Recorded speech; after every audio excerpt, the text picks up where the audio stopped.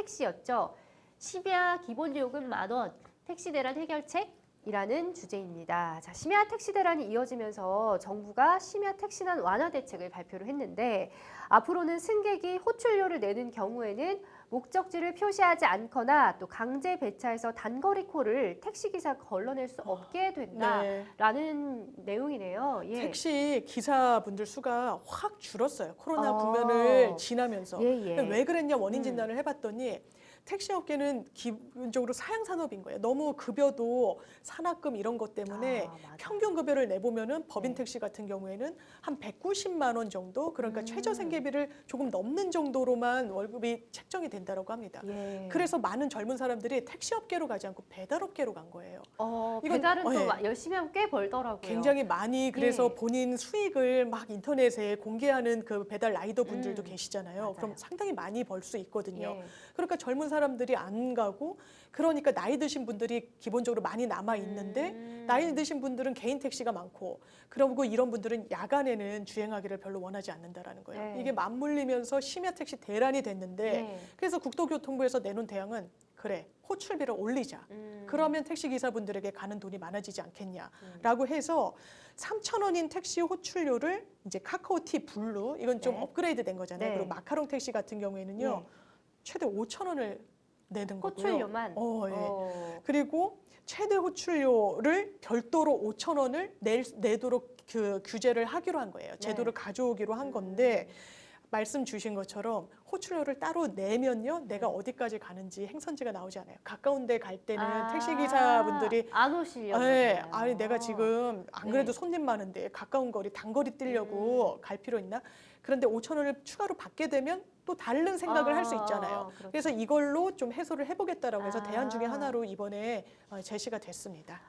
과연 효과가 있을지는 좀 기대를 해봐야 될 것 같고요. 자, 심야 택시 호출료 확대 외에도 또 대책들이 있다고 하는데 자세히 살펴보겠습니다. 일단 택시 기사분들이 상당히 줄었다고 했잖아요. 지금까지는 이 이틀 근무하고 하루는 쉬는 그 하루 휴무제를 운영을 하고 있었어요.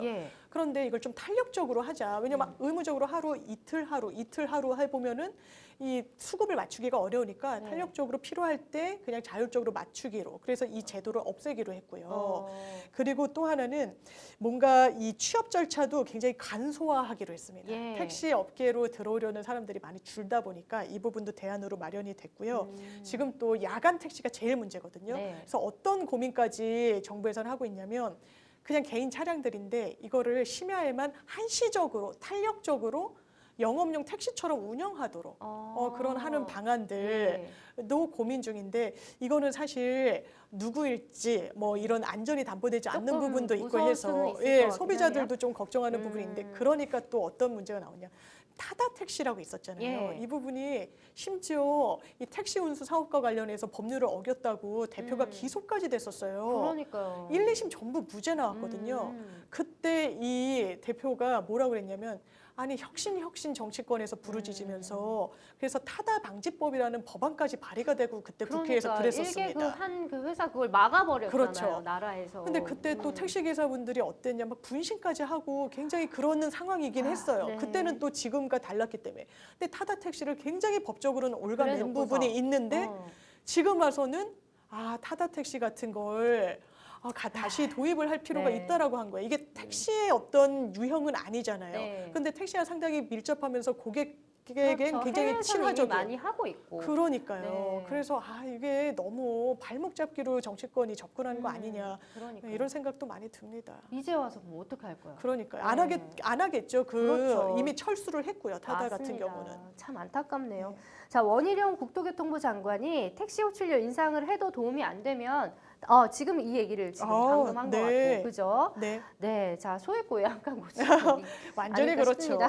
자, 택시 기사들은 이번 대책에 대체적으로 긍정적인 반응을 보였다고 하네요. 그나마. 그러니까 심야에 호출료를 인상을 하는 거잖아요. 그리고 기본 그 요금도 높이고, 원래는 2km마다 이렇게 올라가는데 1km로 줄이기도 하고, 야간 할증도 12시에서 이제 10시 정도로 하기로 한 건데 택시 기사분들은 좋죠. 근데 또 고질적인 문제가 뭐냐? 이게 뭐 개인 택시 기사분들은 자율적으로 하니까 그 영역을 따로 맡겨두더라도 법인 택시 같은 경우에는요, 산학금 제도는 없앴어요. 워낙 문제가 많다라고 해서. 그러니까 우회적으로 어떤 꼼수를 쓰냐. 이 딱 정해진 액을 맞추질 못하면 네. 그거를 월급에서 차감하겠다라고 하는 거예요. 그러면 그러면 너무 더 혹독해졌는데요. 그러니까 예. 똑같이 산학금 내는 거랑 결과적으로는 똑같거든요. 그러니까요. 그러니까 일부 택시 기사분들은 한편으로는 반기면서도 이거 산학금 사실상의 우회적인 산학금 제도 뿌리 뽑히지 않으면 우리 손에 들어오는 건 없다. 그럼 누가 또 택시 운전 기사를 하려고 하겠느냐. 그렇죠. 이런 문제 제기도 많이 하고 계셔가지고요. 네. 그리고 또 문제는 소비자들이죠. 지금 물가 너무 많이 오르는데 네. 택시 한번 타면 기본적으로 아무리 짧은 거리를 가도 이제는 10,000원 이상은 나올 거예요. 맞아요. 예, 우리나라 택시 요금이 비교적 저렴한 편이라고는 하지만 이게 체감할 때 원래는 안 그랬는데 거의 10,000원 이상으로 주고 한다면 택시를 이용할까?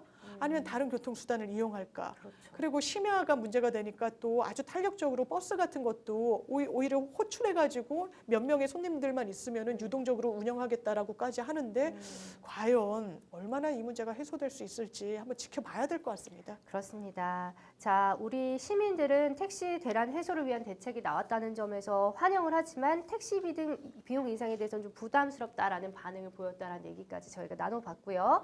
자, 정부의 기대처럼 이번 대책으로 코로나19 시기에 배달이나 택배 업소로 이탈한 택시 기사들도 되게 많잖아요. 많다고 그러니까요. 하는데 네. 다시 되돌리기는 어려울 것으로 보인다는 전망도 있습니다. 아무래도 여러 이유가 있겠죠. 예, 같은 일을 했을 때 보수가 좋아야 할 거 네. 아니에요. 심야 택시는 기본적으로 취객도 많이 이제 날라야 되고 하니까 좀 어려운 점이 있는데 이게 배달을 하면 그냥 단시간 내에 본인이 하는 만큼 네. 또 우천시에는 더 비용까지 많이 받고 이런 구조가 잘 돼 있다 보니까 과연 젊은 사람들이 그냥 야간 운행은 젊은 기사분들이 많이 하시니까요. 네. 유입이 될 것이냐, 훨씬 수입이 많은 배달업계 계속 머물지 않겠느냐. 근데 이게 또 코로나 국면에 따라서 좀 바뀔 것 같긴 합니다.